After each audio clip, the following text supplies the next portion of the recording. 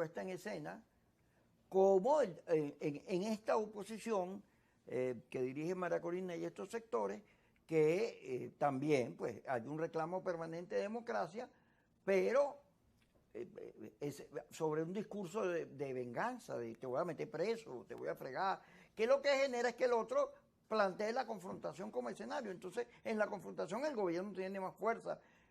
Decir que el gobierno está débil es un error, porque el gobierno tiene la fuerza de la institución, del Estado. Tú sabes que yo creo que siempre hay que aclarar, porque suele hablar oposición y gobierno. Hay que hablar mejor de oposiciones. Ajá, eso porque es tú hablas en conjunto, todo partido político aspira a llegar al poder. Y son varios partidos en todas partes del mundo. Y entonces, bueno, esa es una oposición que tiene su planteamiento cómo llegar al poder. Entonces, bueno, es un presidente y varios candidatos que hay. En Venezuela, por las características que conocimos, cómo se dio el proceso chavista, la revolución bolivariana, bueno, se creó un escenario muy especial. Y es que los partidos políticos tradicionales, que eran los que competían en la alternancia de poder, prácticamente se agotaron. No desaparecieron, porque hay una frase que dice que los partidos no mueren de infarto, sino de lentas agonías. Pero entonces los grandes partidos venezolanos que protagonizaron 40 años de historia en Venezuela, entraron también en una vejez, ¿no? muy importante, Adey Copey, y se agotaron. Ese vacío no fue llenado dentro de las reglas del juego democrático tradicionales y emergió la figura de Hugo Chávez, que todos sabemos todo lo que representó. Entonces, bueno, después vino, digamos, el proyecto Chávez y su aplicación chocaba con lo que fueron, digamos, los valores, la manera de entender los gobiernos de la democracia. Y se creó, pues, este proceso que se llamó bolivariano, se llama socialismo, tal. Pero entonces, ¿quién era la respuesta? Quienes se oponían simplemente a eso, pero no eran los partidos políticos, en el sentido que los partidos políticos tuvieran suficiente capacidad como contrapeso de lo que estaba ocurriendo. Yo creo que lo dije aquí y quiero reivindicarlo siempre. Toda esa gran emergencia que hubo, donde tú fuiste protagonista a comienzos del año 2000, no fue generada por ningún partido político, ni por los partidos, sino por la sociedad civil, en todas sus expresiones. Y el instrumento no eran partidos, había una cosa que se llamó las asambleas de ciudadanos, que se convocaban en una casa y asistía la gente, que eran de todos los partidos viejos, pero asistían. ¿Y qué se discutía? No había hiperinflación, no había presos políticos, no había la confrontación que hubo después, no estaba el tema de la cubanización. ¿Por qué se dijo que había que cambiar? En defensa de los valores democráticos, abstractos, frente al peligro que entonces se suponía representaba un modelo que era distinto al modelo que habíamos conocido y del cual, pues, de alguna manera éramos partidarios, pues. Entonces, eso explica todo lo que está ocurriendo. Entonces, esas organizaciones políticas pueden tener un peso y lo han tenido muy significativo, pero no son los partidos que representan socialmente, ¿no? Que no tienen representación social, sino que son partidos que tienen una sola planteamiento: vamos a sacar al gobierno. Cosa que todas las oposiciones del mundo la plantean. Pero ocurre que en Venezuela se dio eso y los partidos, después de la experiencia del 2006, con la campaña de Manuel Rosales, se abrió ese abanico y con la desaparición de la Coordinadora Democrática, que tuvo un papel muy importante con Enrique Mendoza de líder, comenzó este proceso de la mesa de la unidad democrática con los partidos. Entonces, ahí se conjugaron partidos y obtuvieron un éxito importante, pero no es que eran todos iguales. Tenían visiones distintas, ahí se conjugaban liderazgos, coincidían en un objetivo, que era importante detener lo que se consideraba que era un proyecto contrario a las tradiciones democráticas y también abrir caminos a un cambio. Pero no es que era uno solo, que lo que decía María Corina era la oposición, lo que decía Enrique era la oposición, lo que decía Diego Arias, no. Por eso se contaron y se fue a unas primarias donde cada quien llevó su propia fuerza, ¿no? Que ganó Enrique Capriles. Pero, o sea, la gente ha usado, todos somos oposición, no.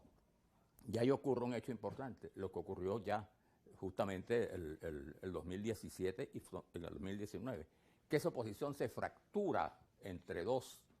Hay un sector de la oposición que cree, y es su visión y se respeta, que esto hay que enfrentarlo mediante mecanismos de presión, las manifestaciones, la vía militar incluso, es el cambio de gobierno.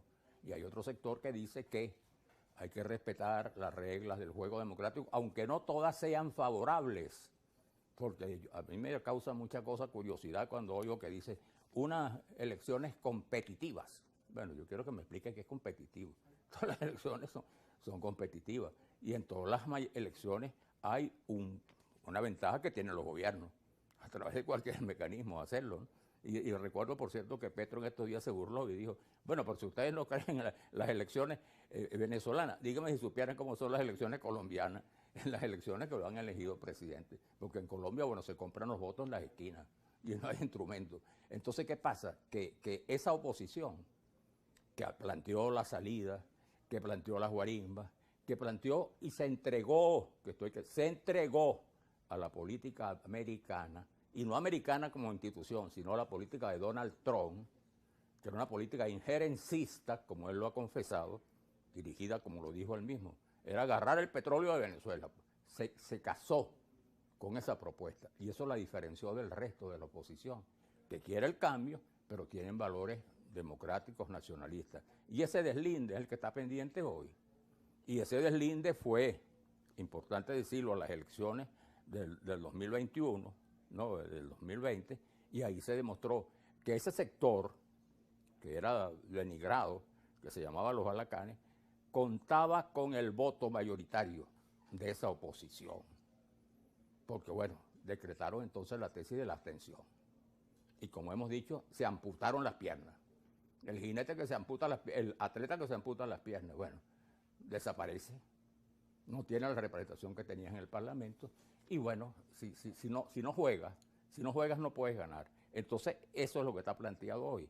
Y lamentablemente pareciera que con todo lo que ha pasado, cuando ya no hay dudas de que el país camina hacia una salida democrática imperfecta y con los problemas propios de la crisis venezolana, ese sector sigue empeñado en que es posible cambiar las cosas por la vía, tú sabes, del atajo, para no decir pues por la vía no exactamente democrática.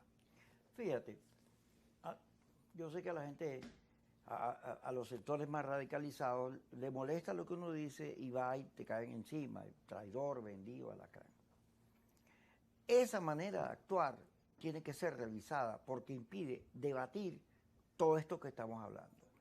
Cuando Bolívar le dice a Urdaneta, si nos hubiésemos entendido con Santander, o sea, no se hubiera caído la Gran Colombia, otra hubiese sido la historia.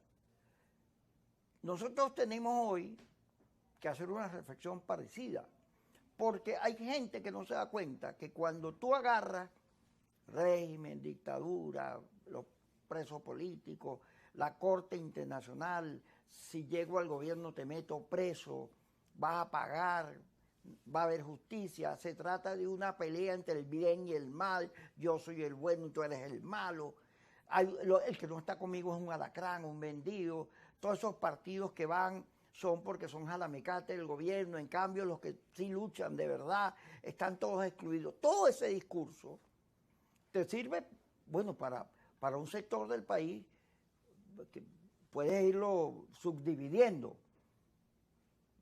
El grado de molestia, la investigación que hace Ricardo Ríos, que es un muchacho que en Barquisimeto hace encuestas, la que hace Jesús Seguías en Datincorp, establece la UCAP, que el venezolano lo que se siente es triste.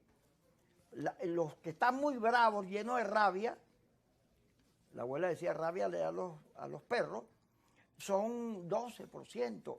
El 47% del venezolano se siente triste y 13% siente miedo hacia el futuro. Vamos a seguir sin agua, sin gas, sin luz. Entonces el tema tiene que ser replanteado, porque si tú vas a confrontar con el gobierno, a amenazarlo, el gobierno se te va a poner duro y te va a caer encima. Y entonces el gobierno dice, bueno, si pierdo, todo tipo me meten preso, me entregan en la corte, se busca, me llevan para los Estados Unidos y me fregué. ¿Quién va a entregar el poder en esas condiciones? Ese es un discurso que justifica la mano dura del otro, que te quita los partidos, te friega, todo y se cierra.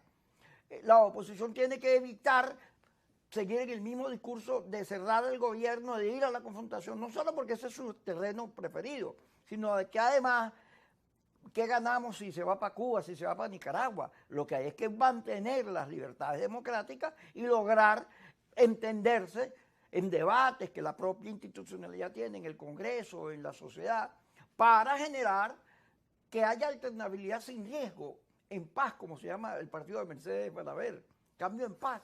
Si tú no entiendes eso, tú puedes entender que hay que ir a elecciones, que no vaya a abandonar la ruta electoral. Eso es bueno, avanzaste un poquito, pero te falta comprender que la confrontación no es tu mejor